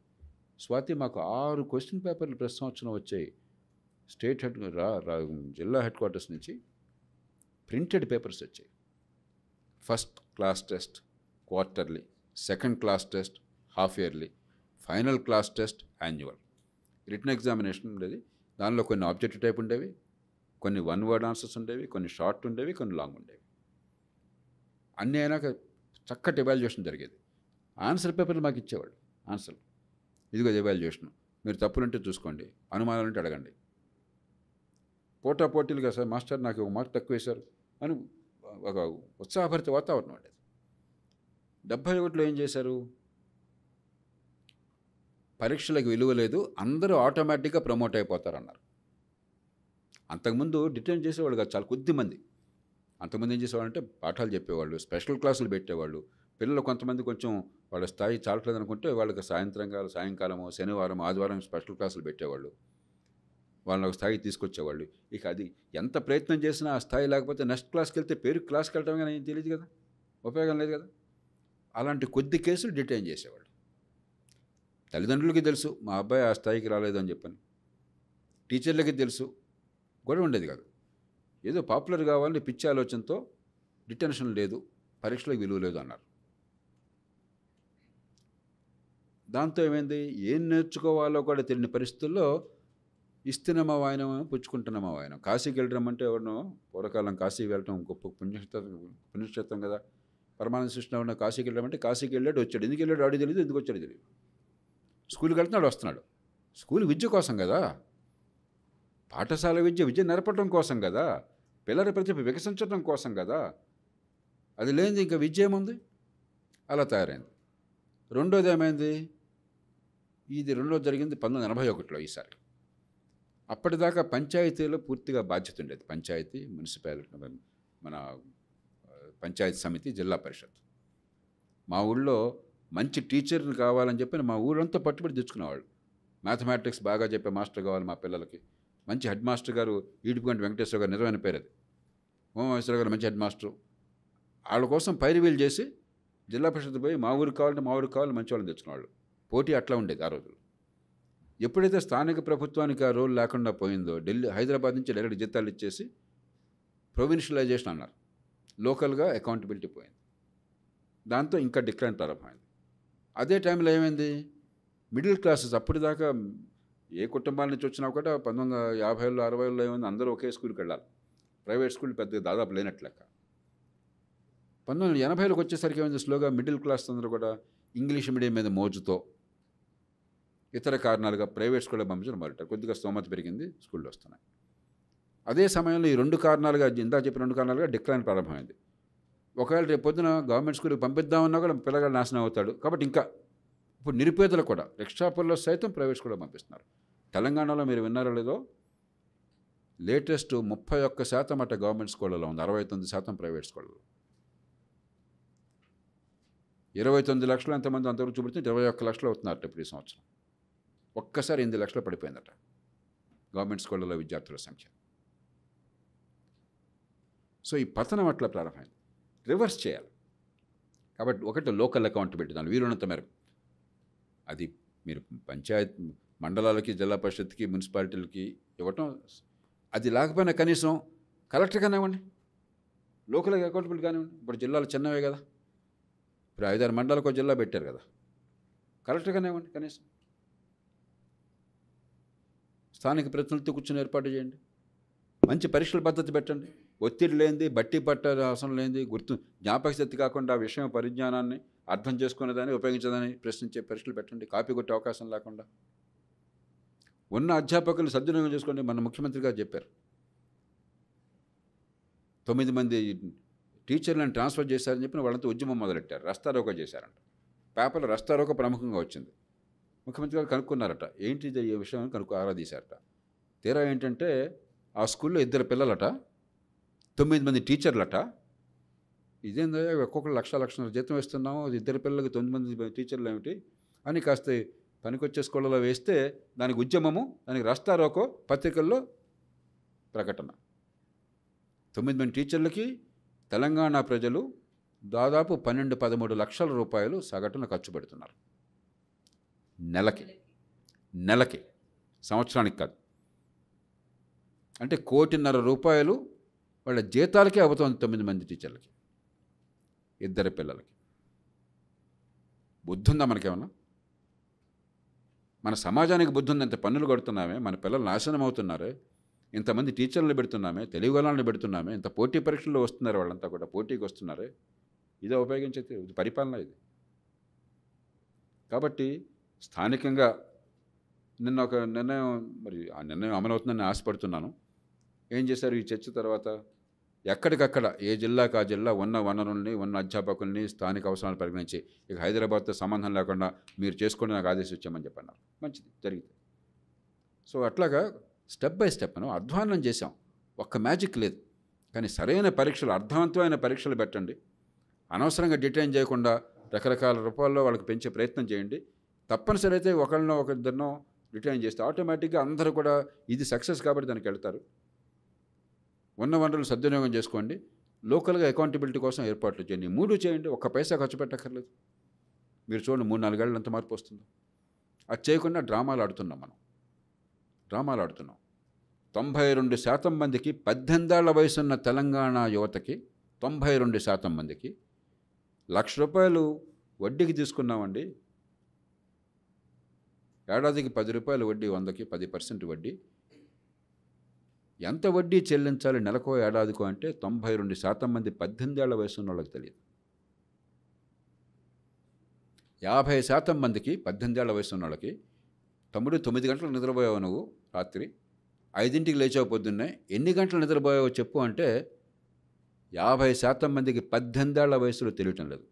మీరంతా ఫాక్స్కాన్ అంటున్నారు, ఆర్టిఫిషియల్ ఇంటెలిజెన్స్ అంటున్నారు, హైటెక్ సిటీ అంటున్నారు, ఫైనాన్షియల్ డిస్ట్రిక్ట్ అంటున్నారు, ఇంకేదో నాకు అర్థం కానీ బ్లాక్ చైన్ టెక్నాలజీ అంటున్నారు. గడియారం చూసి టైం చెప్పడం చేత కదా. ఎన్ని గంటలు పడుకున్నవారా అంటే చెప్పలేకపోతుండే. వడ్డీ ఎంతరా బాబు, సాధారణ వడ్డీ ఎంత చెల్లించాలని చెప్పండి చెప్పలేకపోతుండే. మీరు చెప్పండి ఎట్లా, ఏ రకంగా తెలివితేటలు ఉన్నాయి? వాళ్ళు తప్పు కాదు. ఏ రకంగా పనికొస్తారు ఇవాళ ప్రపంచంలో? ఎలా ఉపాధి వస్తుంది? నేను ప్రజలకు పనికొచ్చే పని ఏమీ చేయకుండా నన్ను మీరు ఎలా పోషించగలుగుతారు? చాలామందిని పోషిస్తున్నాం పారాసైట్స్గా. ఎంతమందిని పోషించగలుగుతాం మన డబ్బుతో? మనకు పని జరిగితేనే కదా. మీ వల్ల నాకేమైనా పని జరిగితే నేను మీకు డబ్బులు ప్రతిఫలంగా ఇవ్వగలను. కానీ అదేం లేదండి, నాకు కాగితం ఉంది, స్కూల్కి వెళ్ళాను, నాకు నెలకు 50,000 వండి ఎట్లా ఇస్తాను? ఎక్కడి నుంచి ఇస్తాను నేను మనిషినే, మీరు మనిషిలే కదా. మీ కారు డ్రైవర్ని పెట్టుకున్నారు, డ్రైవింగ్ లైసెన్స్ ఉంది, డ్రైవింగ్ రాదు సార్ నాకు లైసెన్స్ ఉంది అంతే అని చెప్పంటే మీరే డ్రైవ్ చేయండి నేను కూర్చుంటానంటే మీరు జీతం ఇవ్వగలరా? మీరు చాలా మంచి మనుషులు, అతనంటే చాలా ప్రేమ ఉంది మీకు, జీతం ఇవ్వగలరా? సాధ్యమా అది? ఉద్యోగాలు అట్లాగంటున్నాం మనం. పిల్లలు తప్పు కాదు, పిల్లలకు నైపుణ్యం ఇవ్వకపోతే మన తప్పు. కాబట్టి ఇది సమగ్రంగా చేయాలి. ఇంతకంటే ముఖ్యమైన సమస్య ఇంకోటి లేదు. దానిలో స్థానిక ప్రభుత్వాల పాత్ర కీలకమైనది. అది రకరకాల రూపాయలు, మున్సిపాలిటీకి ఇవ్వండి అధికారం, లేదంటే పేరెంట్స్ కమిటీకి ఇవ్వండి, స్టేక్ హోల్డర్స్ కమిటీస్ అంటారు, ఒక స్కూల్ డిస్ట్రిక్ట్కి ఇవ్వండి అమెరికాలో, అది రకరకాల మార్గాలు. కానీ బేసిక్గా నాది, నా పిల్లల బతుకు, వాళ్ళ భవిష్యత్తు, మన పన్నుల డబ్బు, మనకు మంచి చదువు, ఆ లింక్ పెట్టకుండా ఇప్పుడు దాకా ఏం జరుగుతుందో అదే జరుగుతుంది, కొనసాగితే ప్రస్తుతం. కేంద్రీకరించిన ఒక సెక్రటరీ గారు ఉంటారు, ఒక కమిషనర్ గారు ఉంటారు, ఒక మంత్రి గారు ఉంటారు, మరొకరు ఉంటారు, ఏదో ఆదేశాలు ఇస్తూ ఉంటారు, అన్నీ చెప్తూ ఉంటారు. ఏం జరుగుతుందో మనం కళ్ళ దగ్గర చూస్తున్నాం. మన చివరి ఫలితం కదా కావాల్సింది. వాళ్ళు ఎంత కష్టపడితే నాకేం కావాలా? నాకేం జరిగిందో కావాలి నాకు. పిల్లల చదువు బతుకులు నాశనం అవుతున్నాయి. 180 మందికి తల్లిదండ్రులకు చదువు లేకపోతే, తల్లిదండ్రులకు కాస్త కూస్తే డబ్బు లేకపోతే, అరుదైన కొన్ని సందర్భాల్లో అదృష్టం దక్కిన కొద్దిమంది పిల్లల తప్ప మిగతా 80% మంది పిల్లల భవిష్యత్తు అంధకారం అవుతున్నది. ఇంతకంటే మనం చేసే పాపం ఈ దేశంలో ఇంకోటి లేదు. We have to bring back the community. We have to change the way we... ఈ సో-కాల్డ్ దొంగ ఎడ్యుకేషన్ నుంచి నిజమైన ఎడ్యుకేషన్కి వెళ్ళాలి. ఇంకో మార్గం లేదు. సార్, ఇందాక మీరు అడిగిన క్వశ్చన్స్ అన్నిటికీ నాకు తెలిసి ఫ్యూచర్లో స్టూడెంట్స్ ChatGPT ఆన్సర్ చెప్తుంటారేమో. సింపుల్ ఇంట్రెస్ట్ కానీ. అది all over the world AI is a real challenge we have to face. Good afternoon sir. I'm Rajasekhar Reddy, Shankarpalli నుంచి వచ్చాను. ICFA యూనివర్సిటీలో ఫైనల్ ఇయర్ చేస్తున్నాను. అయితే గవర్నమెంట్కి సిటిజన్స్ మధ్యలో ఒక ఇంటర్మీడియట్ ప్లాట్ఫామ్ క్రియేట్ చేసి వాళ్ళు అనౌన్స్ చేసే బడ్జెట్స్ కొంచెం క్లియర్గా ఏ ఏరియాకి ఎంత వచ్చిందో వాళ్ళు చెప్పగలిగితే అప్పుడు జనాలు ప్రశ్నించలేరంటారా? ఒకవేళ సాల్వ్ కానీ సొల్యూషన్ అంటారా? ఖచ్చితంగా జనాలు ప్రశ్నిస్తారని. బడ్జెటింగ్ మంచి ప్రశ్న రాజశేఖర్ అన్నారు కదా. మీరు ఉన్న బడ్జెట్లో కూడా చూస్తే యూనియన్ స్థాయి బడ్జెట్ కొంచెం పారదర్శకంగా ఉంటుంది. నంబర్లు అబద్ధాలు చెప్పరు. తర్వాత ఏంటనేది స్పష్టంగా అర్థమవుతుంది. రాష్ట్రాల బడ్జెట్ అంత గందరగోళం అంటే దేవుడికి కూడా తెలియదు. అంతా మసిపూసి మరడిగా చేయటమే. ఎవ్వడికి అర్థం కాకుండా ఏదో వాడు చెప్పేది సంవత్సరం తర్వాత జరిగేది వేరు. అది ఒక పార్ట్. ఆ ట్రాన్స్పరెన్సీ తీసుకురావడం కోసం అది అసెంబ్లీ బాధ్యత. బడ్జెట్ సభ ఆస్తి. చట్టసభకున్న ప్రధానమైన బాధ్యత, అధికారం ప్రజలిచ్చిన పన్ను డబ్బుల మీద పెత్తనం. బడ్జెట్ సమావేశాలు ఎక్కడన్నా అర్థవంతమైన చర్చ, వాస్తవాల ఆధారంగా చర్చ మీరు ఎప్పుడన్నా విన్నారా? అధికార పార్టీ వాడైతే అద్భుతం, ప్రపంచాన్ని మార్చే బడ్జెట్ మేము ప్రదర్శించామంటాడు. ప్రతిపక్షం అయితే అధ్వాన్నము, ఇంతకంటే చండాల మరొకటి లేదు అంటాడు. అది అయిపోయింది, చర్చింతే. ఈ మిగతా అంతా బూతులు తిట్టుకోవటం, అరుచుకోవటం, తొడదరుచుకోవడం. అది మారాలి. అది సభ తీసుకోవాలి. మనం కూడా కొంచెం ఒత్తిడి తేవాలి. రెండో పార్టు ముఖ్యంగా స్థానిక ప్రభుత్వాల్లో మీరు అన్నారు ఫండ్ ఎక్కడికి పోతుంది తెలియదని చెప్పాను. దాన్ని ఫండ్ బేస్డ్ అకౌంటింగ్ సిస్టమ్ అంటారు. కర్ణాటకలో బెంగళూరులో జనాగ్రహ అని ఒక సంస్థ ఉన్నది. నాకు బాగా తెలిసిన వాళ్ళు రమేష్ రామనాథన్, స్వాతి రామనాథన్, మీ పేరు, ఇద్దరు ప్రారంభించారు, నాకు ఆప్తులు. వాళ్ళు బాగా దీన్ని ప్రచారం తీసుకొచ్చారు. కొన్ని చోట్ల ప్రయత్నం చేస్తున్నారు. అంటే ఏమిటంటే మీరు అన్నట్టుగా ఏదో బడ్జెట్ కాకుండా నా వీధిలో, నా వార్డులో, నా లొకాలిటీలో మీ డబ్బు ఎక్కడికి వెళ్తుందో చాలా స్పష్టంగా అర్థమయ్యేట్టుగా దాని టెక్నాలజీ ఉంది, దానికి మీన్స్ ఉన్నాయి. అది చేయాలి. చేస్తే ట్రాన్స్పరెన్సీ వస్తే ఏమవుతుందంటే కొంతైనా అవినీతికి ఆస్కారం దొరుకుతుంది. జనం పట్టించుకోవడం మొదలెడతారు. డబ్బు కనుక వృధా అయిపోతే నష్టం అవుతుందన్న విషయం ప్రజలకు అర్థమవుతుంది. ఆ కారణంగానే ప్రతిఘటన వస్తుంది. అన్నీ మనకు అర్థమైపోతే వాడి డబ్బులు ఎక్కడున్నాయి? మనకేమి అర్థం కాకుండా ఉంటే కదా వాడికి పవరు. వాడు దుర్వినియోగం చేసి అవినీతికి పాల్పడే అవకాశం ఉండి పెత్తనం చేస్తే పవర్, కానీ మనకు సేవ చేసి అంతా మనకు అర్థమైతే పవర్ ఎక్కడ ఉంది? సర్వీస్ ఉంటుంది. మన దేశంలో అధికారంలో వాళ్ళు సర్వీస్ కోసం కదా ఉంది, పవర్ కోసం ఉన్నారు. కాబట్టి అధికార యంత్రాంగం నుంచి కానీ ఇతరుల నుంచి కానీ కొంత వ్యతిరేకత ఉంటుంది, కానీ మనం దానికి తీసుకెళ్ళాలి. కాబట్టి మీలాంటి వాళ్ళు ఆసక్తి ఉన్న వాళ్ళు ఆ ఫండ్ బేస్డ్ అకౌంట్స్ కొంచెం స్టడీ చేసి కనీసం హైదరాబాద్ లాంటి చోట మనం తీసుకురావడం కోసం గట్టిగా ప్రయత్నం చేద్దాం. సార్ నమస్తే. నమస్తే మేడం, నా పేరు మహాదేవన్. నేను సనత్ నగర్లో ఉంటున్నాను and also I'm law student. Sir నా క్వశ్చన్ ఏంటంటే, ఇప్పుడు వీ హ్యావ్ మన రాజ్యాంగంలో కూడా 73, 74 సవరణ చట్టాల తర్వాత మనకి లోకల్ గవర్నెన్స్ అనేది ఎస్టాబ్లిష్ చేయడం జరిగింది as per article 243G and W. So ఆ షెడ్యూల్ 11 అండ్ షెడ్యూల్ 12లోని వాళ్ళకి కొన్ని పవర్స్ ఇచ్చారు. కానీ సార్ సజెస్టివ్ పవర్ ఇస్తే గొడవ లేకుండా అంటే అధ్యక్షిస్తాను 7th షెడ్యూల్లోనేమో రాష్ట్రము జాతీయ స్థాయికి స్పష్టంగా నిర్వచించారు. ఇక్కడ మీకు ఇష్టమైతే మీరు ఇచ్చుకోవాలంటే ఇచ్చుకోవచ్చు, ఇదిగో లిస్ట్ అన్నారు. అది సమస్య. అది ఇచ్చేస్తే గొడవ లేకుండా పోయేది ఇవ్వాల. Yes sir. సో ఇప్పుడు క్వశ్చన్ ఏంటంటే సార్, ఇప్పుడు ఒక ఎగ్జాంపుల్ తీసుకుంటే ఆంధ్రప్రదేశ్లోని మన గత ప్రభుత్వం జగన్మోహన్ రెడ్డి గారి ప్రభుత్వంలోని గ్రామ సచివాలయం అండ్ వార్డ్స్ యాక్ట్ అని సెపరేట్గా ప్యారలల్గా ఇది రన్ చేయడం స్టార్ట్ చేశారు. సో ఈ పంచాయత్ అండ్ మున్సిపాలిటీస్కి పవర్ లేకుండా ఇంచుమించు చెప్పగలుగుతాం. సో ఇలాంటి ప్యారలల్ గవర్నెన్స్ పెట్టడంతో వెదర్ ఈ ట్రూ స్పిరిట్ అనేది రియలైజ్ అవ్వలేకపోతున్నామని నా భావన. మీరేమంటారనేది క్వశ్చన్. గ్రామ సచివాలయాలు మనకేమిటంటే 2 ఉన్నాయి. ఒకటి డీకాన్సన్ట్రేషన్, 2 డీసెంట్రలైజేషన్ ఆఫ్ పవర్. 2 అవసరమే. ఉదాహరణకి పంచాయత్ సమితులు లేకపోతే తాలూకాల స్థాయిలో మండలాలను పెట్టారు. అది డీసెంట్రలైజేషన్ ఆఫ్ పవర్ కాదు, కానీ డీకాన్సన్ట్రేషన్ ప్రజల్లో చాలా ప్రచారం పొందింది, చాలా పాపులర్. తర్వాత మండలాన్ని తీసేద్దాం అనుకుని తీసేలేకపోయారు. ఎందుకంటే అక్కడెక్కడో 30 కిలోమీటర్లు 40 కిలోమీటర్ల దూరం పోయి పని బదులు 10 కిలోమీటర్ల దూరంలో పని అయితే మనకు సంతోషంగా ఉంటుంది. డీకాన్సన్ట్రేషన్. బట్ రియల్ డీసెంట్రలైజేషన్ ఏంటంటే మనం మాట్లాడేది 2 కావాలి. ఇది వద్దు నేను అంటల్లా. మీకు డీకాన్సన్ట్రేషన్ వద్దు, డీసెంట్రలైజేషన్ కాలేదు కాబట్టి అంటే అది కరెక్ట్ కాదు. అల్టిమేట్గా మన ప్రజలకి సేవలు సరిగ్గా సులభంగా దగ్గరలో అందుబాటులో ఉండాలి వీలున్నంత మేర. కాబట్టి గ్రామ సచివాలయాలు నేను సమర్థిస్తున్నాను. ఎందుకంటే చాలా పనులు తాలూకా ఆఫీస్కో మరో చోట పోయి రాకుండా గ్రామ సచివాలయంలో అయిపోతున్నాయి. That we must encourage, we must appreciate. వాలంటీర్లు వేరు. వాలంటీర్లు నా దృష్టిలో చాలా పొరపాటు వ్యవస్థ, అది సరైనది కాదు. గ్రామ సచివాలయాలు డీకాన్సన్ట్రేషన్, కానీ అది నిజమైన అధికార వికేంద్రం కాదు, ప్రజాస్వామ్యం కాదు. ఉన్నంతలో పరిపాలన సామర్థ్యం కొంత పెరుగుతోంది, పనులు దగ్గరగా జరుగుతున్నాయి. మన ఊళ్ళో కాబట్టి కొంచెం మన గట్టిగా నిలబడి మన గొంతు పెగులుతుంది. ఆవేళకు ఓకే, కానీ అది నిజమైన అధికార వికేంద్రీకరణ కాదు, అది చాలు. ఇక డెమోగ్రాఫిక్ డివిడెండ్ ఎంతమంది మాట్లాడుకున్నాం. ఇంత సోదరులు చెప్తున్నారు ఇప్పుడే స్వాతి గారితో నాతో. నిన్న ముఖ్యమంత్రి గారు చెప్పారు, ఎవరో అక్కర్లా, ఫాక్స్కాన్ అక్కడ ఫ్యాక్టరీ పెడుతుందట హైదరాబాద్లో. 50,000 మంది నైపుణ్యం ఉన్న వాళ్ళకి, ముఖ్యంగా మహిళలకు వాళ్ళు సిద్ధమట. మనుషులు లేరట. ఓ పక్కన మాకు పెట్టుబడులు కావాలా, మాకు పారిశ్రామికీకరణ జరగాల, ఫాక్స్కాన్ వాడు రావాలా, ఐఫోన్లు తేవాలా, లేకపోతే మరొకటి ఇంకోటి కావాలా, బ్లాక్ చైన్ కావాలా, మరొకటి చేయాలి చెప్తున్నాం. మౌలిక సదుపాయాలు అది ఒకటి, పరిపాలన యంత్రాంగం స్పందించడము, అవినీతి లేకుండా ప్రోత్సహించడం అదొకటి. పనిచేసే మనుషులు ఉండాలి కదా తమ్ముడు. ఫాక్స్కాన్ చెన్నైలో యూనిట్ పెడితే 10 ఏళ్ళు పట్టింది వాళ్ళకి కాస్త రీజనబుల్ ప్రొడక్టివిటీ రావడం కోసం. ఇప్పటికి కూడా చైనా ప్రొడక్టివిటీ అందుకోలేకపోయినాం, కాస్త మెరుగుపడ్డారు. స్కిల్ లేకపోతే మీరు ఎంత మొత్తుకున్నా మీకు బియాండ్ ద పాయింట్ మీకు ఇక్కడ ఇండస్ట్రీ రాదు, ఏదో కొంతవరకు వస్తుంది అంతే. రెండోది జాబ్ క్రియేషన్, అది ఇన్ఫ్రాస్ట్రక్చరు, ఇన్వెస్ట్మెంట్ ప్రమోషను, ఎకనామిక్ పాలసీస్లో కొంచెం స్వేచ్ఛాయుత వాణిజ్యము, కాస్త అవినీతి తగ్గించడము, పరిశ్రమ పెట్టిన వాడిని పాపాత్ముడిగా కాకుండా వాడిని దేవుడిగా చూడడము. ఈ దేశంలో పొరపాటుని రిస్క్ తీసుకుని పెట్టుబడి పెడితే వాడు పాపాత్ముడు అంతే, వాడిని చావగొట్టడం మన పని. ఇవన్నీ రెండు కావాలి. ఈ రెండోది కొంతైనా జరుగుతుంది కొన్ని రాష్ట్రాలు, అన్ని రాష్ట్రాలు కాకపోయినా కొన్ని రాష్ట్రాల్లో మూర్ఖులుగా అసలు పెట్టుబడులు అక్కర్లేదు, అది పెట్టుబడి పెత్తందారులు కోతారన్న మూర్ఖులు కూడా ఉన్నారు. మలుగు సదుపాయాలు ఎందుకు బట్టన్ నొక్కుతామనే వాళ్ళు ఉన్నారు.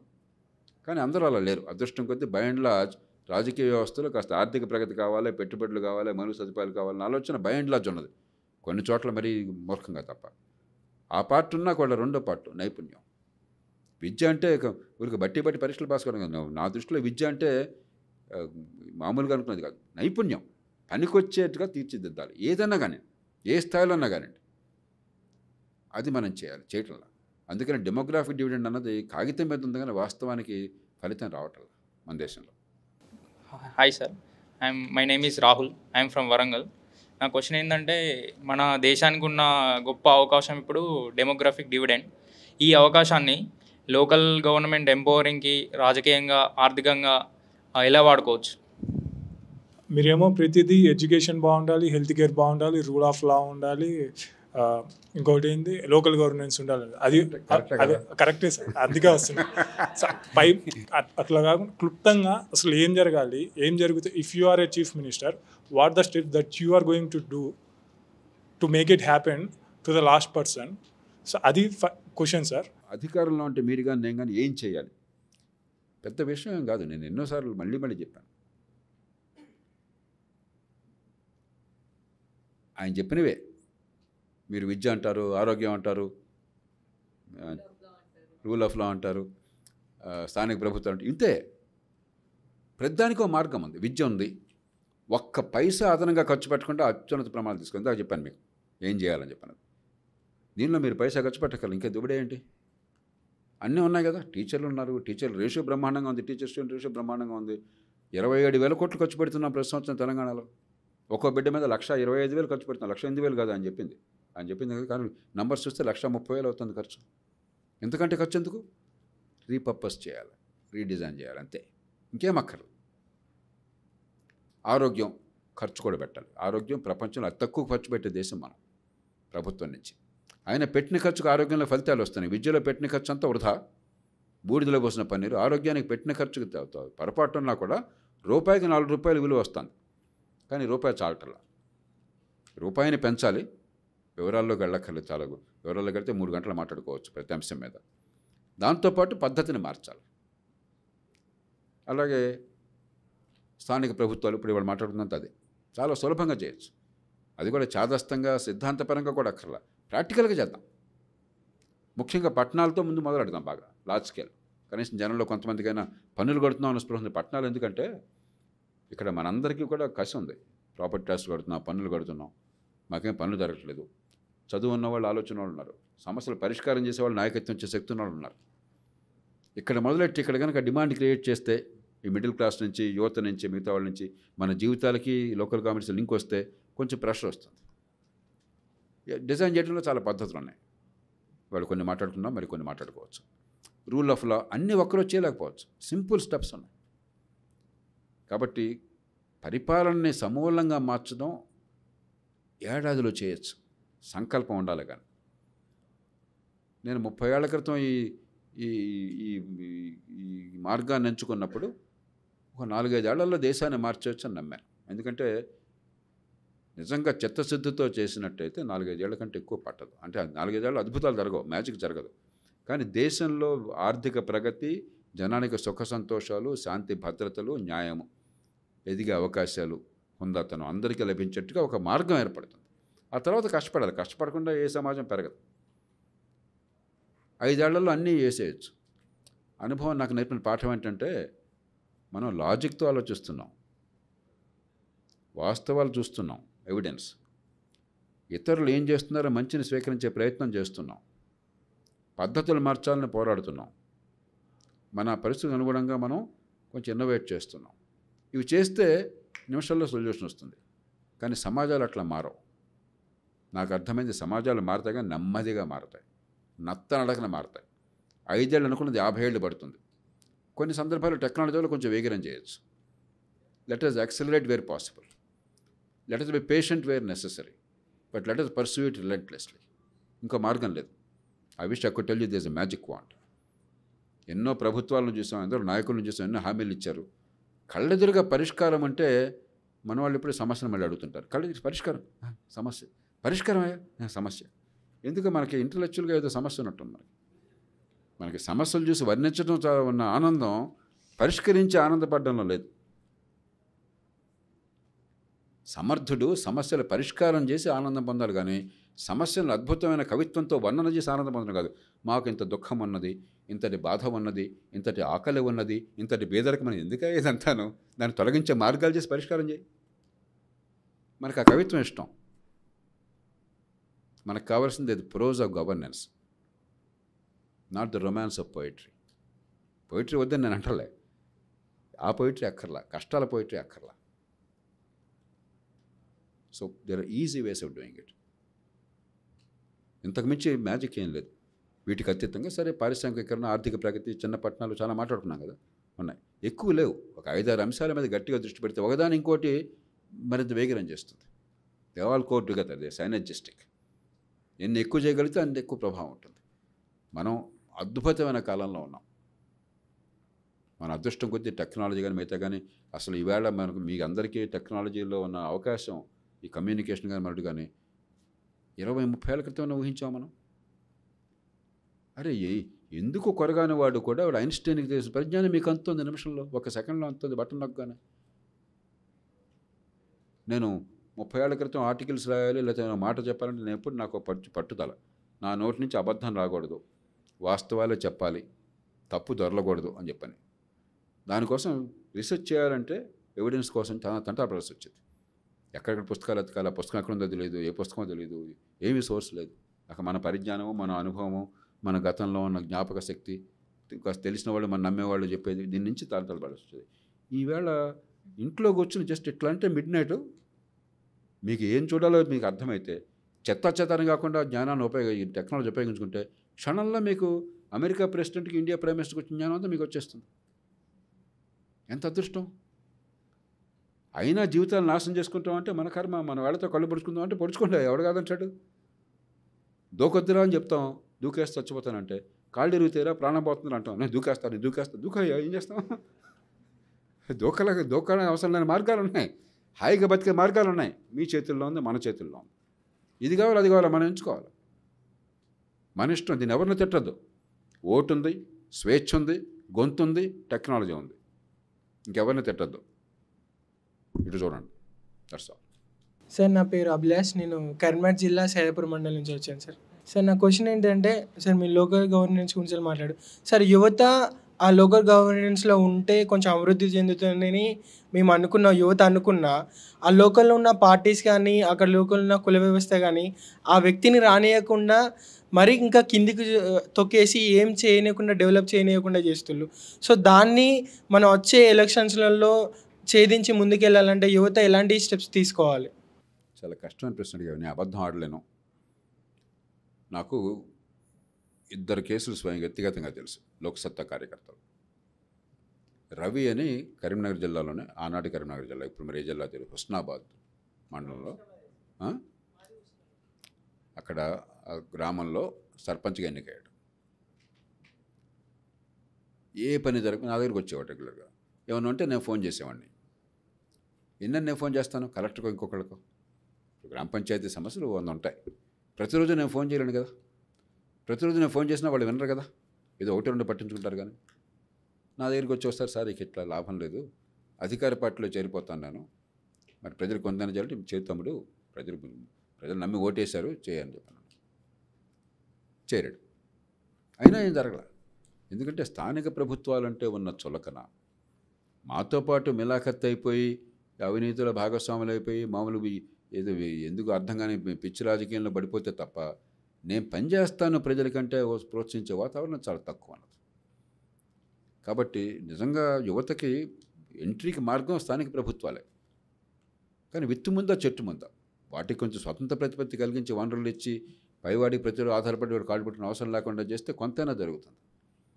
కాబట్టి నేను నిజంగా నీకు సంతోషకరమైన సమాధానం ఇవ్వలేకపోతున్నాను. ప్రస్తుతం దీన్ని మార్చడం కోసం పోరాటం తప్ప మార్గం లేదు. ఈ లోపల గొంతు విప్పటం. అలాగే శ్రీకాకుళం జిల్లా ఏడుకొండలు పేర్లు నిజమైన పేర్లు చెప్తున్నాను. ఒక పేద కుటుంబంలో వ్యక్తి, మంచి నిజమైనటువంటి దేశభక్తి, మనం పుస్తకాలు చెప్పే ఆదర్శ భావాలనే ఉన్నావు కుర్రాడు. సర్పంచ్గా నెగ్గాడు. పాపం ఆర్థికంగా, ఎందుకంటే ఆదర్శం ఉన్నవాళ్ళు కొంచెం సొంత విషయాలు పట్టించుకోరు. దాంతో ఆర్థికంగా కష్టంలో ఉన్నారు.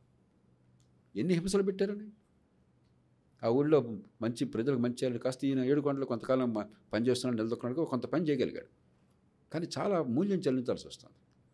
అందుకనే ఎక్కడికక్కడ కొంచెం సంఘటితమై మన నుంచి కలెక్టివ్గా డిమాండ్ రాకపోతే ఒంటరి పోరాటం కొంతమంది చేయడం అవసరమే, కానీ అది చాలదు. కొంతమంది కర్పూర హారతి అయిపోతారు. నా భయం అది.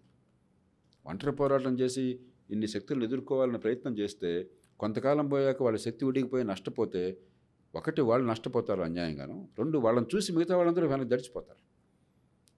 కాబట్టి నేను మిమ్మల్ని అందరూ దూకేయండి అని చెప్పి అన్నాం. సంఘటితంగా అండి, విషయం తెలుసుకోండి, గొంతు విప్పండి, ప్రెషర్ తీసుకొద్దాం మనం. అంతకుమించి అవకాశం అంటే ఎక్కడ ప్రయత్నాలు చేయండి. ఎన్నికల్లో పాల్గొండి, అక్కడ స్థానికంగా ప్రజలు కలిసి వచ్చినట్టయితే కొన్ని ప్రయత్నాలు చేయండి. కానీ అది ఈజీ పాత్ కాదు. సెన్సిబుల్ డెమోక్రసీలో అది కరెక్ట్ అయిన పాత్. ఇది సందర్భం కాకపోయినా చాలా ఏళ్ల క్రితం స్వాతి రెవరెండ్ కార్టర్ అని చెప్పని అట్లాంటా సిటీలో మన మార్టిన్ లూథర్ కింగ్ ప్రీచ్ చేసిన చర్చ్ అది. ఆయనకు వారసుడైన, చాలా అంటే వెంటనే ఇమీడియట్ వారసుడుగా చాలా కాలం తర్వాత 20 ఏళ్ల క్రితం 25 ఏళ్ల క్రితం నేను అట్లాంటాలో ఆయనతో 2 గంటలు కూర్చున్నాం. మనం భారతీయులు ఎవరో సమావేశం ఏర్పాటు చేశారు. ఆయన చెప్పాడు, నల్లజాతి వాళ్ళ గోడు, మన గోడు నేను చెప్పాను. ఒక అరగంట గంట అయిన తర్వాత ఆయన నాతోన్నాడు, డాక్టర్ జయప్రకాష్, మా సమస్య కంటే మీ సమస్య చాలా జటిలమైంది అన్నాడు. ఎందుకని అన్నాను. మా సమస్యకి రాజకీయం పరిష్కారం. జనాన్ని సంఘటితం చేసి, ఓటును ఉపయోగించి, గొంతును ఉపయోగించి, రాజకీయంగా తగినంత సంఖ్యలో ఎన్నికల్లో గెలిపించి వాళ్ళ గొంతు విప్పితే కొంత పరిష్కారం మాకు కనిపిస్తోంది. మీకు రాజకీయమే సమస్య, మీకు పరిష్కారానికి మార్గం దొరకట్లేదు అన్నాడు. మనం అట్లాగా గజిబిచ్చేసాం. స్థానిక ప్రభుత్వాలు బలంగా ఉంటే ఎన్ని ఇబ్బందులు ఉన్నా కూడా పరిష్కారాలు దొరికాయి. ఎన్నికల వ్యవస్థ కనుక సమర్థుల్ని, నిజాయితీపరుల్ని ప్రోత్సహించి వాళ్ళు నెగ్గే అవకాశం కల్పిస్తే సమర్థులంతా మీలాంటి వాళ్ళతో వచ్చేవాళ్ళు, దేశంలో మార్పు వచ్చేది. ఎన్నికలేమో 30-40 కోట్లు ఖర్చు పెట్టకపోతే మీకు ఛాన్స్ లేని పరిస్థితి తీసుకొచ్చాయి. అబద్ధాలు చెప్పకపోతే ఓట్లు రావని తీసుకొచ్చాయి. కుల మతం ఉపయోగించకపోతే నువ్వు డిపాజిట్ దక్కదని తీసుకొచ్చాయి. స్థానిక ప్రభుత్వాలు నిర్వీర్యం చేశాయి. కాబట్టి ఏ డెమోక్రసీ మనకి బలాన్ని ఇవ్వాలో ఆ డెమోక్రసీని బలహీనం చేశాం. కేవలం ఓటు, కోపం వస్తే అరుపు, కేకలు, రస్తారోకోలు, ఇది డెమోక్రసీ అనుకుంటున్నాం. Democracy is much deeper. దాన్ని మనం నాయకత్వ స్థానాల్లో ఉన్నవాళ్ళు, ఈ పార్టీలు గుర్తించి ఏదో ఈ మొక్కుబడి, ఈ పార్టీ ఎన్నికల పోటీ, ఆ పార్టీ ఎన్నికల పోటీ, మనుషులు మళ్ళీ వాళ్ళే, ఏ పార్టీ గెలిచినా మళ్ళీ వాడే ఉంటాడు కదా. ఆ పూల్ నుంచే కదా వచ్చేది. నిన్న ఏ పార్టీలో ఉన్నాడో రేపు ఏ పార్టీ ఉన్నాడో మీకు నాకు తెలుసా? ఇవాళ కాంగ్రెస్ పార్టీ ఎమ్మెల్యేలు ఎంతమంది గతంలో వేరే పార్టీలో లేరు? ఆ వేరే పార్టీలో ఎమ్మెల్యేగా ఉన్నప్పుడు గతంలో అంతమంది వేరే పార్టీలో ఎంతమంది లేరు? మనం ఏదో పెద్ద రాజకీయ పోరాటం లేదు, పాడు లేదు. కొంతమంది వ్యక్తుల ఆధిపత్యం కోసం పోరాటంగా, దీనిలో పెద్ద సిద్ధాంత పోరాటం, రాజకీయ పోరాటం ఏం లేదు. మనమంతా బేవకూఫలం, కొంచెం నిజాయితీగా మాట్లాడితే. అది రాజకీయం ఎట్లా అవుతుంది? అందుకని విదేశీయుడు కాబట్టి మన సమస్యని మనకంటే స్పష్టంగా చూడగలిగాడు. మనం దీన్ని మునిగిపోయినా కూడా మన సమస్య మనకు అర్థం కాదు. చాలా ఇన్సైట్ఫుల్ మాట రవణ కట్ట నాతో అన్నాడు. మాకు ఓ పరిష్కారం రాజకీయంలో దొరుకుతుంది, మీకు రాజకీయమే సమస్య అయింది, మీరు ఎట్లా పరిష్కరిస్తారని అడిగాడు. అయినా పరీక్షించుకోవాలి, చాలా తంటాలు పడదాం, చేస్తున్నాం. అందుకని మనకి ఈజీ సొల్యూషన్స్ లేవు. లేకపోతే మామూలుగా ఏదో మీకెందుకు యువత ఉద్యమించండి, లేవండి, గర్జించండి, ఎన్నికల్లో పాల్గొనండి, బ్రహ్మాండంగా గెలవండి, లక్షల మందిని కథలు చెప్పచ్చు. ఇవి జరిగే పనులు కాదు. అయిననే ఏ రకంగా సాధించాలి? సంఘటితంగా, పరిజ్ఞానంతో. ఎందుకంటే టెక్నాలజీ పెరుగుతుంది, కమ్యూనికేషన్లు పెరుగుతున్నాయి. పనికిమాలిన పర్పస్ కోసం 10 మందిని కలపగలిగితే ఇవాళ పనికొచ్చే పర్పస్ కోసం కలపలేము. ఆ ఇన్నోవేషన్ మనకు ఉండదు, ఆ క్రియేటివిటీ మనకు రాదు. తెచ్చుకోవాలి, ఆ స్కిల్స్ తెచ్చుకోవాలి. ఇప్పుడు ఇవన్నీ ఏంటి? ఈ టౌన్ హాల్ అంటే నాకు తెలియదు, పాడ్కాస్ట్ అంటే తెలియదు నాకు. ఇవన్నీ నేర్చుకునే ప్రయత్నం చేస్తున్నాం. How to communicate. ఇది నిజమైతే, నిజంగా చెప్పేది అబద్ధం కాకుండా మీ అనుభవానికి సరిపోతే, మీ గుండె స్పందిస్తే కొంతమంది కదులుతారని ఆశ.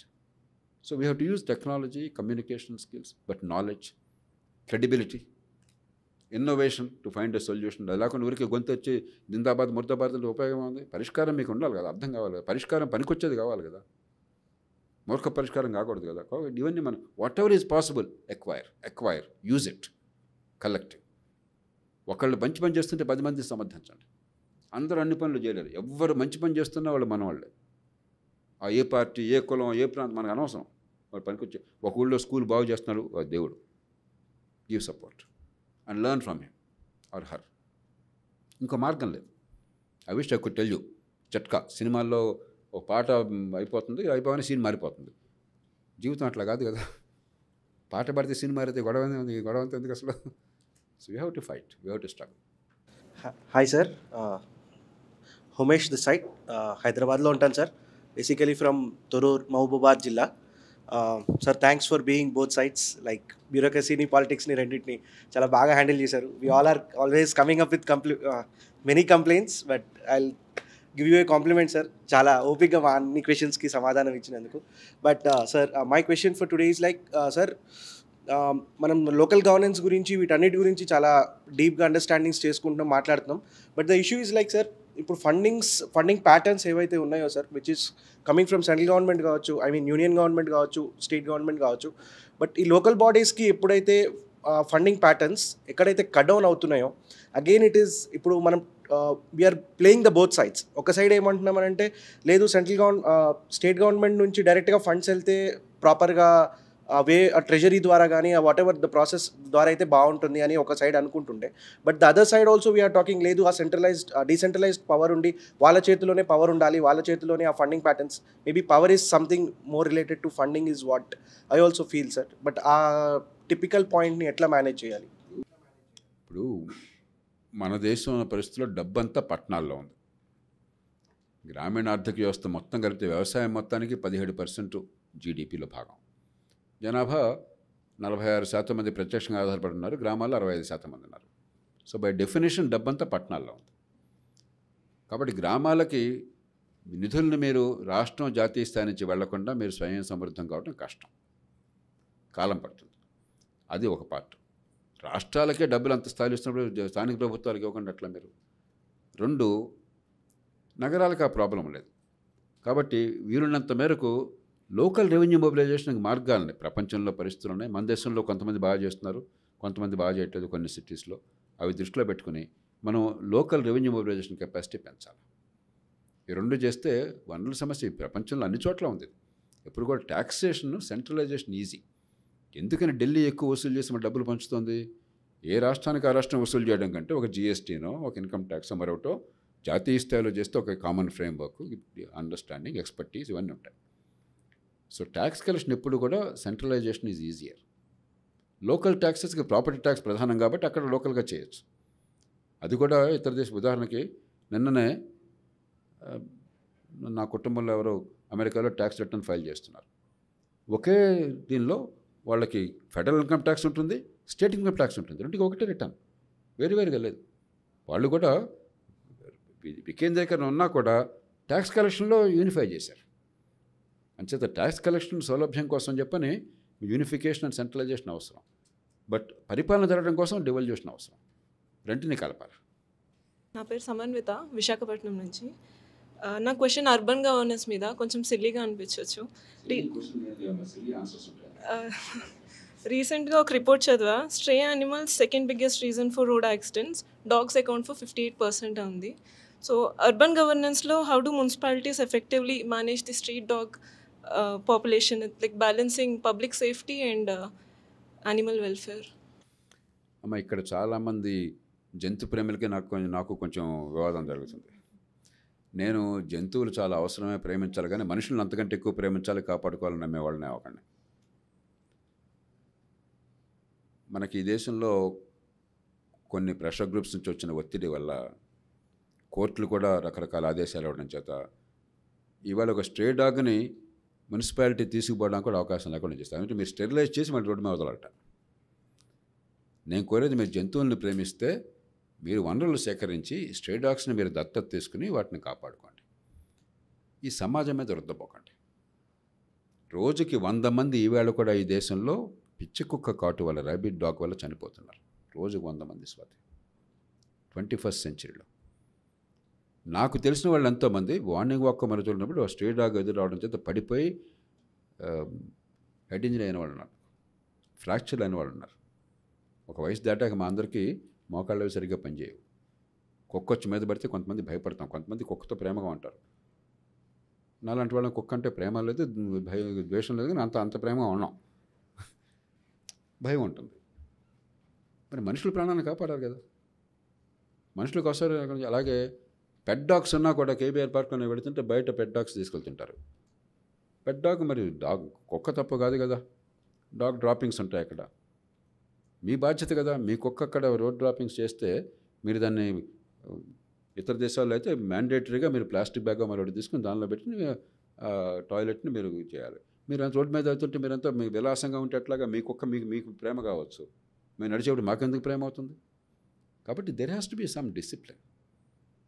జంతువులంటే ప్రేమ. ఇప్పుడు మా పిల్లలకి జంతువులంటే అపారమైన ప్రేమ. వద్దన్నా కూడా ఒకరోజు కుక్కను తీసుకొచ్చారు, ఇక నేను ఆపలేకపోయాను. ఇప్పుడు ఇంకో కుక్క, వాళ్ళకి మిగతానే లేవు, జీవితం అంతా కుక్కలే. It's your right, but don't impose on others, don't impose on the rest of the society. మీకు ప్రేమ అంటే మీరు చూడండి దాని సంగతి, సమాజానికి అల్లకల్లోలం చేయబోకండి. సో నాకు ఈ మాటలు రేపొద్దున చాలామంది నన్ను తిడతారు, జంతువులంటే ఈ మాత్రం ప్రేమ లేదా మీకు అని చెప్పి. నేను చాలా కాలం క్రితం ఇదే రాస్తే నేను ఒక బ్రిగేడియర్ గారు తెగ తిట్టాడు నన్ను. జంతువులంటే ప్రేమ లేని మనిషి నువ్వు పశువా మనిషివా అన్నాడు. మనుషులంటే ప్రేమ ఉంది ఆయన అని చెప్పాను నేను. So myself Satvik from Hyderabad itself, currently pursuing my MBA in Finance from Institute of Public Enterprise, Shamarpet Dagara. Sir, my question is, out of my commonsensical or sociological understanding, I was able to establish a vicious cycle. Like first of all, from the part of people doesn't ask questions about their problems. That is the first thing. And neither the people's representatives are not ready to answer the questions, even though if they ask. Added with Article 243, where there is everything is superficial. There is no true devolution of power, neither finances. So in these both things added, resulting into lack of accountability, javabadaridanam. Idi local self-government daggara chala takku undi. So because of this, basic service delivery and also developmental activities are not happening at the pace that they has to happen. So dini valla people are becoming hopeless. They are restless. This is becoming the reason that they are not asking questions, which is the first step in this vicious cycle. So ee cycle ni ekkada tackle cheddam antaru. So how is it possible? Sathvik, మీ logic రెండో step నుంచి బాగానే ఉంది, first step పొరపాటు. Initial condition విషయం పొరపాటు. అంటే మేము ఏమంటున్నాం, ఈ ప్రజలు ప్రజాస్వామ్యానికి పనికిరారు. ఫండమెంటల్ కదా కదా లాజిక్. మనకి చేత కాదు కాబట్టి అవుతుంది కాదు అది. Let me complete. I'm train to simplify. ప్రతి సమాజంలో ప్రజలు ప్రజాస్వామ్యానికి పనికొస్తారు. హౌ యూ డిజైన్డ్ ఇట్, ఎలా డిజైన్ చేయాలి? మీ ఓటు మీ కళ్ళెదురుగా మీ కుటుంబానికి పనికొచ్చే పర్యవసానాలు కంప్లీట్గా ఫ్యూజన్ తెలిసేట్టుగా నిర్మాణం చేయండి. మీరు కట్టే పన్ను డబ్బు, దానివల్ల మీకు అందేటువంటి సేవలు కంప్లీట్గా ప్రతి మనిషికి అర్థమయ్యేలా నిర్మాణం చేయండి. చదువు అక్కర్లే, ఇంకోటి అక్కర్లే. అథారిటీ మీరు మనం కొంతమంది చేతిలో పవర్ ఇచ్చాం కదా, ఆ పవర్కి రెస్పాన్సిబిలిటీకి కంప్లీట్గా ఫ్యూజన్ వచ్చేట్టు చేయండి. ఇదే ప్రజలతో అద్భుత ఫలితాలు వస్తాయి. ప్రజలకి తెలియదు, ప్రజలు అడగడం చేత కాదు, ప్రజలు ప్రజాస్వామ్యం సిద్ధంగా లేరు, రాంగ్ అజంప్షన్. ఒకవేళ ఇన్ పార్ట్ కరెక్ట్ అయినా ప్రజాస్వామ్య అనుభవం లేదనుకున్నది only way is local governments. Local governments schools for democracy ప్రతి తాత్వికవేత్త గుర్తించారు. స్థానిక ప్రభుత్వాలు లేని ప్రజాస్వామ్యం అసహీనమైన ప్రజాస్వామ్యం, నేతి పేరకాయలు నేయలాంటిది. ఎంత పైపైన ప్రజాస్వామ్యం. ఇది ప్రజాస్వామ్యం కాదు. నేను చాలాసార్లు కఠినంగా అన్నాను, ఏం ప్రజాస్వామ్యం అదంతా కోహనా ప్రజాస్వామ్యం అని.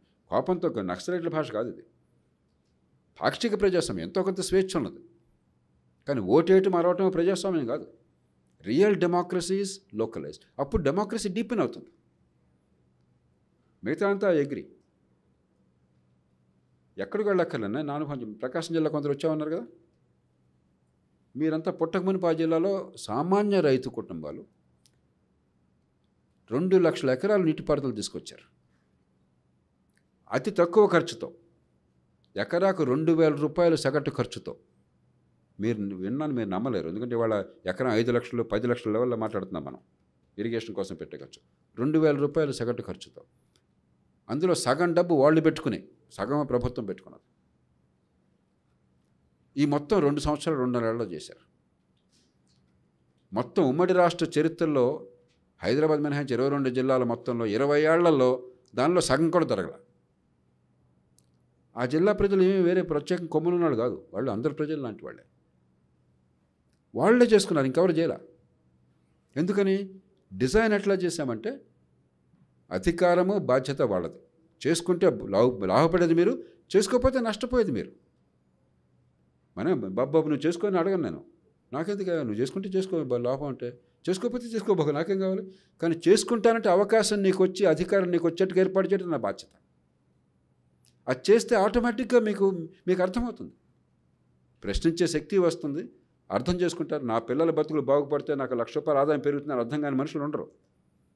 కానీ ఆ ప్రయత్నం చేసి బాగుపడే అవకాశాన్ని ఇచ్చామా లేదా, అది ఇస్తే ఆటోమేటిక్గా జరుగుతుంది. అక్కడ అలా ఏర్పాటు చేసాం. నేను డీటెయిల్స్లోకి వెళ్ళను.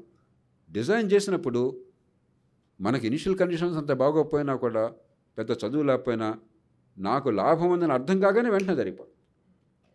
కాబట్టి మీరు యూ కెనాట్ డిస్పైర్. ఈ ప్రజలకు తెలియదు, ఈ ప్రజలు ప్రశ్నించరు, ఈ ప్రజలకు ఓటు అంటే అర్థము కాదు, ఈ ప్రజలు మూర్ఖులు, ఈ రాజకీయ నాయకులంతా కూడా దుర్మార్గులు, దేశద్రోహులు. మాట వరుసకి సరే అనుకుందామా, పరిష్కారం ఏంటి? ఈ ప్రజలందరినీ కాల్చేద్దామా? అమెరికా నుంచి చైనా నుంచి తీసుకొద్దామా? మన ప్రజలే ఇది. కాబట్టి 2 పదాలు ఎప్పుడు గుర్తుంచుకోండి, ఆర్థిక శాస్త్రంలో కానీ పబ్లిక్ పాలసీలో కానీ. మోస్ట్ ఇంపార్టెంట్ వర్డ్స్ నా దృష్టిలో. ఒకటి ఇన్సెంటివ్స్. ఎలాంటి ఇన్సెంటివ్ స్ట్రక్చర్ క్రియేట్ చేశాం. ప్రజల్లో కొన్ని లోపాలు ప్రతి సమాజంలో ఉంటాయి.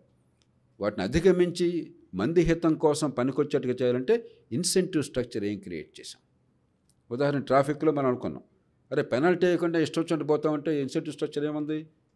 దూకుడికి వెళ్ళిపోతే నష్టం లేదని చెప్పాను. న్యాచురల్గా యాక్సిడెంట్లు అయితే చస్తారు, చంపుతారు. That's all. Incentives are bad.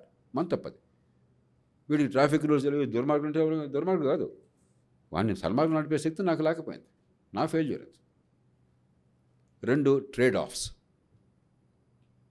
ప్రపంచంలో ఎలాన్ మస్క్ కూడా నా కళలకు తగిన డబ్బులు ఉన్నాయని చెప్పాను, ఇందాక చెప్పాను మీకు.